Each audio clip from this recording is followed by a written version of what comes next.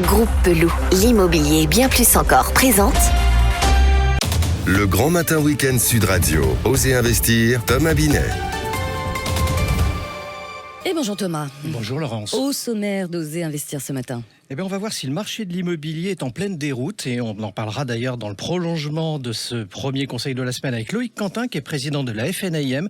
On va parler justement de ce qui va nous attendre à la rentrée sur ce fameux marché de l'immobilier. Et on terminera par une innovation, comment constituer son dossier locataire en moins de 5 minutes. Et c'est une solution 100% vendéenne. Et ben voilà, et on passe au conseil de la semaine. AFR Financement Parole de Lyon présente Osez investir, le conseil de la semaine. Avec cette question, Thomas, est-ce que le retournement du marché de l'immobilier est bien là ? Eh bien, nous y sommes, Laurence. On verra si les prochains mois le confirment. D'après les indices meilleurs agents Les Échos, sur les 6 premiers mois, les prix ont reculé de 0,4% pour s'établir à 3 180 € au mètre carré, prix moyen en France. C'est la première fois depuis 2015 qu'on observe une baisse des prix à cette échelle nationale, selon Thomas Lefebvre, de meilleurs taux. Alors, on ne peut pas parler d'effondrement, mais d'essoufflement plus assurément pour le marché résidentiel.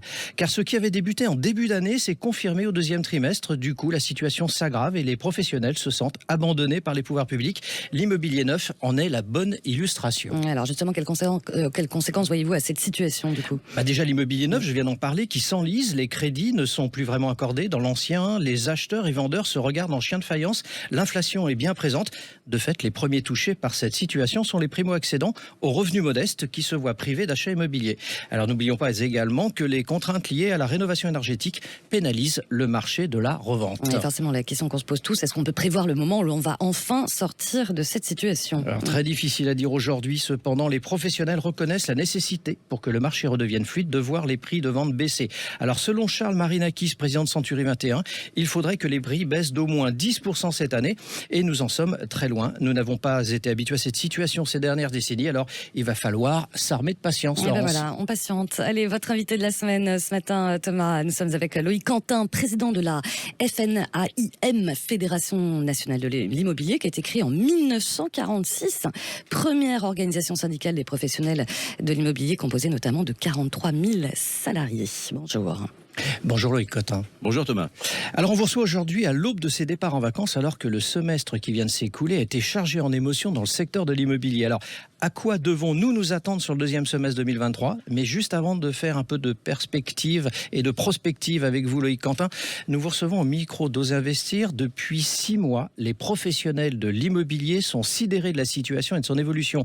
Mais sérieusement, est-ce qu'on ne pouvait pas prévoir cela ? On sait bien que les arbres ne montent jamais, ne grimpent jamais jusqu'au ciel, Loïc Quentin. C'est une bonne remarque, bien évidemment, et il fallait s'y attendre. De toute façon, dans tous les cas, le retournement était inéluctable. Après des années de croissance très forte, on a connu 2 années historiquement élevées en termes de volume, 1 200 000 ventes en 2022, donc c'était quelque chose, c'était une année historique. Jamais rencontré dans le passé, on est d'accord ? Ah non, à ce niveau-là, jamais.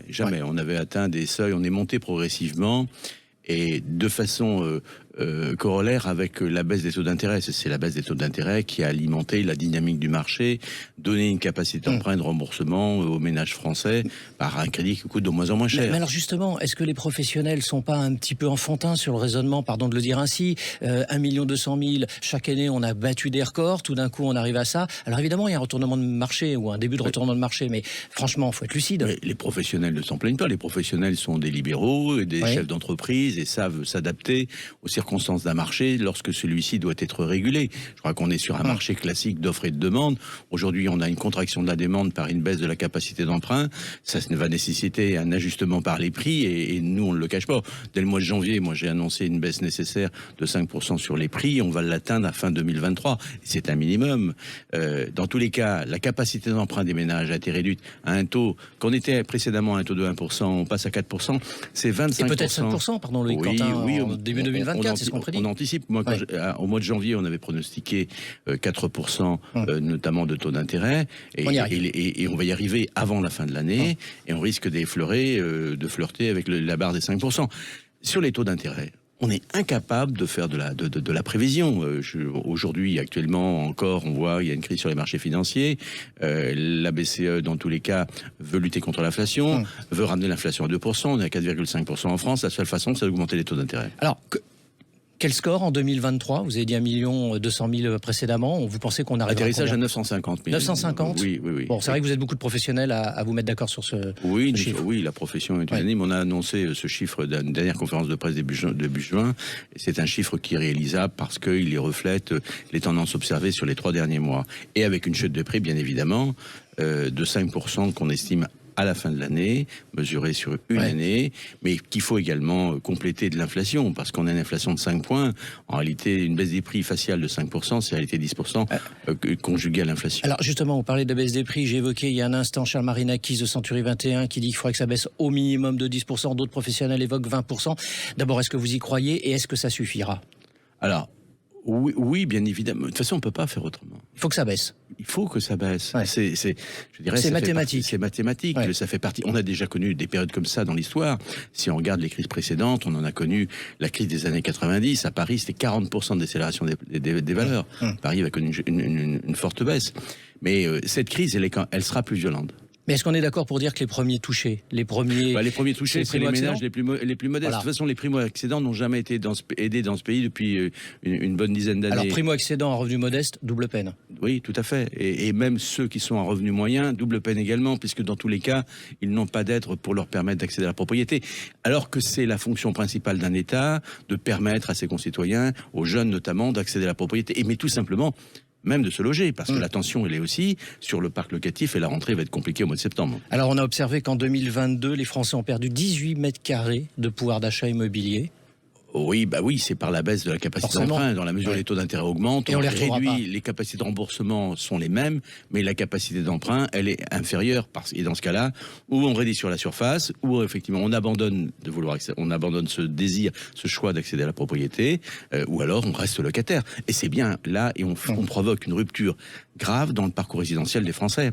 Alors, Loïc Quentin, les 6 premiers mois, c'est de la sidération. Toute la profession, les Français, ils ont été sidérés quand même de ce qui s'est passé. C'est surtout la vitesse à laquelle ça s'est passé. La vitesse, oui, parce que elle est impactée par la hausse rapide des taux d'intérêt. Les taux d'intérêt ont été multipliés par 3 en 18 mois. C'est un choc, c'est là le choc. Alors, maintenant, je voudrais vous entendre sur la rentrée, parce que c'est un peu pour ça que je vous reçois ce matin, pour la dernière d'Oser Investir de cette saison.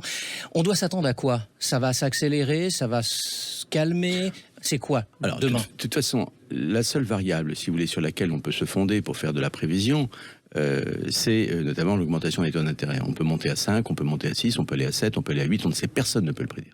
Moi, je me souviens d'une crise, la crise que nous avons connue en 80-82, sur fond de crise énergétique, la guerre du Kippour 73, on avait eu une inflation qui s'accompagnait d'une hausse des taux d'intérêt. On a terminé à 17% en 1982. François Mitterrand disait les Français gagnent de l'argent en dormant parce que l'argent placé rapportait plus que le reste. Et donc, j'espère qu'on n'arrivera pas. Mais quand on a une tension inflationniste comme celle-ci, c'est extrêmement inquiétant. Mais surtout, ce qui est inquiétant, c'est qu'on a une crise qui est inégalée dans sa conjoncture, parce qu'à la fois, on a une crise notamment structurelle, parce qu'on ne produit pas assez, on manque de logement, et une crise conjoncturelle qui est impactée par les taux d'intérêt. Et ce qui est incroyable, c'est que quand on regarde la crise des années 90, on a eu une crise très forte, mais à l'époque, sa crise, elle se conjuguait avec un excès d'offres et avec une baisse programmée des taux d'intérêt. On prend rendez-vous, Loïc Quentin, à la rentrée. On vous recevra dans Oser Investir, nouvelle saison, et on verra ce qui se passera. Merci, Loïc Quentin. Merci. Merci beaucoup à vous.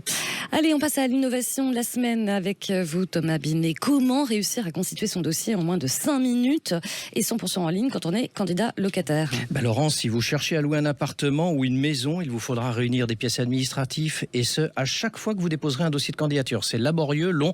Bref, il est temps de changer de méthode. On a compris. Vous avez une autre solution à nous proposer ? Oui, il y a une start-up vendéenne s'appelant TheLock qui vient de lancer le Pass Express, et c'est une petite révolution pour tous ceux qui galèrent. Sur le site thelock.fr ou via votre smartphone, vous pouvez créer votre dossier locataire en moins de 5 minutes et sans aucune pièce administrative justificative. C'est ça, TheLock, c'est Z-E-L-O-K. Absolument. Allez, on s'y prend comment du coup ?